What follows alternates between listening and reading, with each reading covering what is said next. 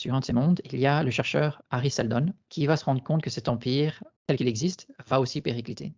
Et il fait usage d'une nouvelle science qu'il a inventée, une science statistique qui s'appelle la psychohistoire. Et grâce à cette psychohistoire, il peut prédire la fin de l'empire et qui va être suivie par une longue ère barbare qui pourrait durer 10 000 ans, avant qu'un nouvel empire ne sorte de ses ruines. Donc son plan est en fait de réduire cette partie barbare, donc de la faire passer de 10 000 ans à 1000 ans, et à se faire exiler par les dirigeants sur une autre planète pour commencer à préparer son plan et permettre à l'humanité de réduire la durée de cette période barbare. Donc il parvient, en utilisant cette science de psychohistoire, il parvient à agencer les événements en se basant sur des probabilités de différents événements. À chaque fois qu'il y a une crise, il prédire quelle est la solution qui aurait la plus grosse probabilité d'occurrir. Et c'est en suivant cette approche qu'il va parvenir à créer la fondation sur cette planète bis, un petit peu en dehors de l'Empire. Avec cette nouvelle communauté, il va rencontrer des crises, la situation de l'Empire va se dégrader, il y aura certaines zones dans l'Empire qui vont prendre leur indépendance.